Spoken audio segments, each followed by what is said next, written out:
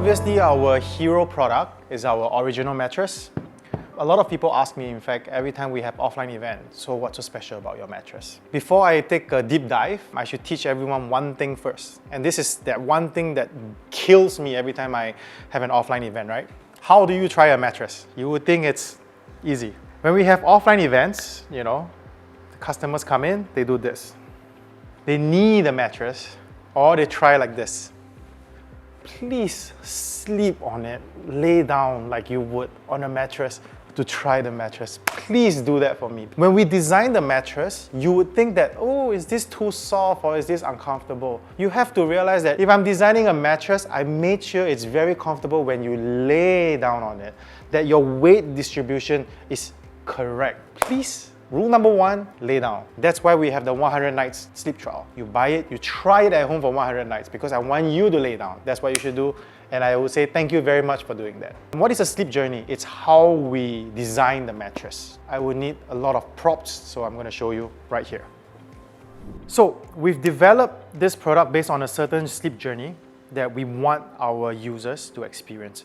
So what is a sleep journey? In our books, this is not a science or this is not developed by an international standard. In our books, the perfect sleep journey should always start with comfort and you move into transition and then you get a support. Comfort is the first feeling you get when you get on the mattress, that 0.5 seconds, that your body just gets on the mattress. The second feeling is after you sort of stop moving so much, you get into a transition layer, which is after that 0.5 seconds, you get into your transition. So what is a transition? It's to prepare you for the final support, which is the support layer, what we have here. So we've built this sleep journey with our system, which is we call the hybrid mattress. What is a hybrid mattress? A hybrid mattress is fundamentally a spring mattress. But what is different between a traditional spring mattress and a hybrid mattress? A traditional spring mattress, most of them, you can actually feel you're on a spring mattress because the spring is so pronounced, meaning when you lay on it, immediately you know there's spring in there. The hybrid mattress actually makes use the best of both worlds. It gives you the plushness, the softness that you get from an all foam or all latex mattress, for that matter, that impression, that comfort, but it supports you like a good pocket spring mattress should. So for us, that is a good hybrid mattress, and that is what we built here. The original, we use what we call a hybrid construction to develop this product. So our original mattress consists of two key technology, what we call our body balance technology, which is these three proprietary layers of foam, and our patented dual coil 3-zone technology. Now I'll take a deep dive into individual materials, individual layers to explain what makes them unique and proprietary to us at SPEELS. What we see here is actually the cross section of the mattress from the head to the foot area. Now I'll explain in detail what each layer means and what are the key elements for them. The top three layers are what we call body balance technology, made up of three key materials. We have silocell, which is this green material over here, contour, and transflow. These three foam are not just colorful, they actually serve completely different functions to give you the final body balance technology. The very first layer, the top layer, where you see here this green color foam, is what we call silocell. Again, we developed this proprietary to us. What's unique about this? This is actually a latex-like foam. I like the properties of latex where it's spongy, it's springy. There's a certain level of comfort, but there's also a lot of negativity connected to latex. The longevity of the material, the smell, being able to purchase really good quality Talalay latex, Dunlop latex, whether it's synthetic, it's natural, there's so much that I can talk about, but let's not do that here. We're here to talk about silocell.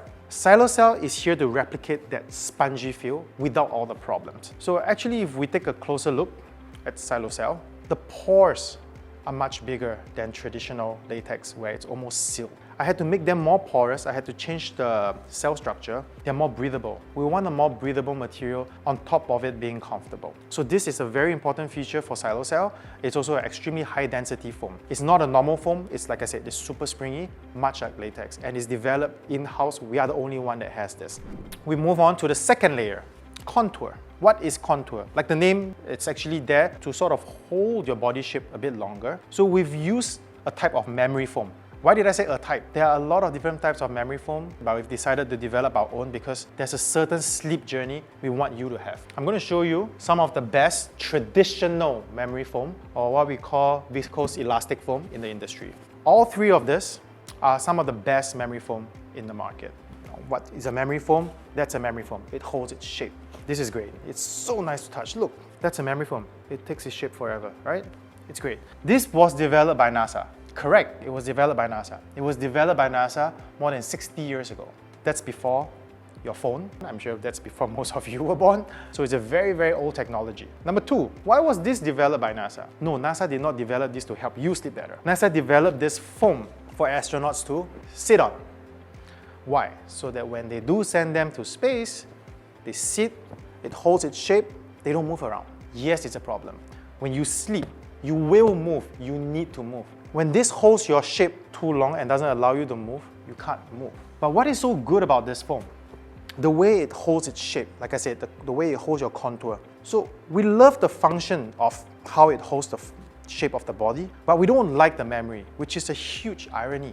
So what did we do? We developed contour. It sounds easy, but it's so much more effort to do it. It's memory. This is contour. It's memory, but it comes back faster. I'll do it again. 2. It still holds its memory unlike normal foam, but it comes back a lot faster. Why did I do that? I want your body to be held, but I don't want it to be trapped. Get that? Being trapped and being held, two different concepts. This is a great material, but to make a good mattress is not about just using great materials. I always compare this to food, right? Doesn't mean I give you the best ingredients in the world, you will automatically make the best dish. It doesn't work that way. You need to learn how to cook, you need to know how to cook in order to make use of good materials. I can use the basic materials to cook the best dishes. And I use that as an example. It's not a bad material, but nobody is using it correctly. In the seat world, absolutely. Another thing that is very different, we did very different from traditional memory foam, the pores. Our pores, our cell structure is significantly bigger than traditional memory foam. Why did we do that? To allow breathability. This breathes a lot better. Air flows a lot better. Why do I bother with that? Because this is on the top layer of the mattress. We want you to have better air circulation. Next, we go to TransFlow. What is TransFlow? This blue foam over here. As you can see, it's on the third layer over here. Between the top two layer, extreme comfort layer, and the support. So TransFlow is sort of like a buffer, right? Just the name, it's transitioning with some flow. That's the meaning of TransFlow. It's where your body sort of, even if you're very heavy, you move very hard, you don't attack the pocket spring. Vice versa, the spring doesn't attack you back. This thing takes in from both sides. This is sort of like a quietening material. At the same time, it prevents you from pushing too hard into the spring. It's a very simple concept, but again, why it's proprietary to us? We have to find the correct hardness that makes it right to make sure that it goes well with the top layer of the comfort and the bottom layer of the spring. TransFlow. Now we go to the support layer. So like I said, our support layer is pocket spring. There are a lot of different kinds of pocket spring out there. We have two key features within our pocket spring. Number one, it's 3-zone. Why did we do 3-zone as opposed to 5-zone, 7-zone, 9-zone? And what is 3-zone? All right? When I lay down, this part where my midsection is the part that requires the most support. Whether I'm the back sleeper, where it has to feel in the gap over here, or if I'm a side sleeper, right? Where my shoulder still goes in on the softer part, but this part gets more support. Now imagine if someone is shorter or a different height and you try to do 5 or 7 zone, it's not going to work. 3-zone is the key. Yeah. The objective of doing zoning, it's there to support you. Remember, it's there to support you. It's not there to push you. The body balance technology is there to actually give a nice comfort curve of your body. But the spring should be there silently to support you. This is why we did 3-zone, why the midsection is firmer. Next, we talk about the dual coil. Why is it there's only one coil here and there's 2 coil here? It's not just to make it pretty. This is actually a patented technology. We developed it. We're the only ones that can make it. We're the only ones that can sell it. I could have made my life a lot easier by simply using a single coil here and making it firmer. It's actually quite easy. A lot of machines can automate that process. But then I have this problem. If I made it firmer, it will have what we call an always-on problem, meaning it will always be firm, this will always be softer. Technically, it's not a bad problem, but like I said, I want the sleep journey to be a bit closer to perfect. I don't want this part to be pushing you all the time, because if it's going to be firm and you toss and turn, if you are heavier, you actually get to feel it. I don't want it to be so obvious in a way, but I still want it to support you silently. Now, what we do with this dual coil technology is there's an additional buffer below the blue pocket coil. So what it does is, as you move, you can move easily without feeling the midsection is firmer and pushing you. But when you stop moving, when you are stationary, the entire spring firms up. That's when the firmness comes in. That's when the support silently kicks in. And like I said, that's how a support system should work. It should be firm. It needs to be firm, but it should not be always on. I compare this to driving a good car. If you have a car that is on a very firm suspension, it's going to race very well, it's going to take corners very well. But if there's a speed bump, pum pum, or if you're driving in the city, it's not comfortable, but it's going to race very well. But if you have a car that has a smart suspension, that if there's a bump, it softens. But if you're taking a corner or if you speed up, it firms up. We did not make anything electronic with this, but the fundamental concept of having this buffer and dual coil in the midsection works the same way, where it's firm when it needs to be, when you're stationary and stop moving, but when there's something is in motion, it doesn't push back. That's the meaning of this dual coil, and we're the only one that have it, this technology. Another question that I get asked a lot, someone else is this hotel that I stayed in, or they're using Bonnell spring, isn't that better, isn't that more traditional? Yes, it's traditional. It is a very, very old technology, Bonnell. What is Bonnell? This is Bonnell. What did we use? We use pocket spring, all right? That means individually wrapped pocket springs. So on the most surface layer, what are the benefits? A pocket spring is not connected. They are all individual. They are only connected by this non-woven seam over here. So meaning when you move, your motion is isolated to each section. That is a pocket spring, all right? This is Bonnell spring. While you can literally see the spring, there's also a major setback. All the metals are interconnected.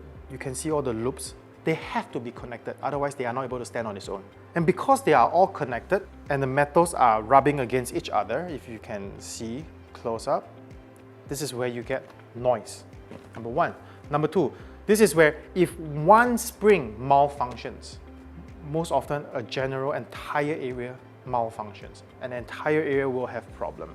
So this technology is extremely old. Why is it still being used? A lot of factories around here or in many parts of the world, they bought these machines. These machines are built to last. The machines that make these springs can be 20, 30, 40 years old. They keep working, just that they work a lot slower, but they keep working. So if the factories still have this expensive equipment, they have to keep producing, which means they have to keep doing this product. If they can afford to, they move on and build this. Now, 20 years ago, 15 years ago, this would be seen as a premium, huge premium over this. But in this day and age with technology, this price is comparable to Bonnell. And it's way better. It's silent. It's all the non-woven is in there. The metals are not exposed. It's all protected individually. And you get what we call the motion isolation. So this is a fundamental difference. Again, I would like to say that this is a great technology. It's not. It's a very basic technology. It's widely available to anyone, even our competitors. So I'm not going to tell you that this is isolated, a special technology of SPEELS. I just want to introduce what pocket spring and Bonnell spring is. But what do we have that our peers do not have is actually how we use these springs, how we build dual coil. Of course, I can open up another big can of worms to say, oh, you know what? The metal that is being used, the carbon steel, how many percent should be recycled, how many percent shouldn't be recycled, the kind of heat treatment that goes onto this spring after they become, a spring shape because they come in wires. There's actually a lot of science. I can do a separate video to talk about this, but for now, just know that we've done all the work for you. Just trust us, buy the product, we put everything together to make sure you get the sleep journey, all right? Now, we go sort of last technology for this product. This is the barrier foam. It goes onto the entire mattress around the side, 10 centimeters, right? The reason that this is open because we want you to be able to see the cross section, otherwise this will be here. This is super high density, super firm. We put it around the mattress so that if you do sit on the side, like for example, when I'm sitting right now, yeah, the side is a bit softer because there's no foam here. But this is super firm, barrier foam. We've developed it ourselves. We've made it extra high density. We've made it extra firm, high Newton, so that when this foam is here, you don't sink so low, right? Not only do you not sink too low, a lot of mattresses out there try to make the sides too firm. Like some of the older hotels that you stay, the entire mattress is, has one metal rod going around it. That's a problem. If it is a very firm mattress, you don't feel it because the entire sleep surface is firm. However, if it is a correct and more comfortable mattress, it should be softer. And if they add something very firm around the mattress, you're gonna have the side super firm, the middle soft, and you are gonna keep rolling in. That's not what we want. So we've done this by firming up the sides just enough, but in doing so, the comfort, the body balance technology actually overlaps, so we actually increase the sleep surface of the mattress for you. I've actually done a very thorough description of what the original mattress is, what makes the mattress amazing. We've done all the hard work. There's a lot of science to it. What I have just explained, are they important? No, they're not useless information to you. What you should care is we've done all the work to make sure you just have to buy a good mattress to sleep on. We've done the dirty work, we've done the science, we've done all the work necessary, and we've made the buying process very easy. This should be comfortable for at least 90% of the population out there. Not only have we designed a great product, we have marketing excellence to cover it. I don't believe in trying the mattress even just for 1 or 2 nights. Make a final decision that this is it for you. I want you to try it longer. Why do I say that? If you've not worked out in a very long time and you're going to the gym all of a sudden, the next day you're gonna feel terrible. Your whole body is gonna ache. You're not gonna feel good about it. Why? Because obviously you did not work out, all of a sudden you're using all the muscles and then you're aching the next day. Much like a mattress, it's not gonna make you feel good immediately if you have been sleeping on something terrible. It's not gonna apply to everyone, but some of you, and it's very subjective, are gonna not feel perfect the next day. Give it a chance. Maybe you have been sleeping on something really bad, that it was caving in and your body was in a hole, or you were sleeping on something extremely firm that, your muscles are already sort of used to it. The muscle memory is there. Give it time, give it up to 3 weeks. But even if it fails, all else fails, contact us, we'll take it back, we'll give you a refund. Yeah?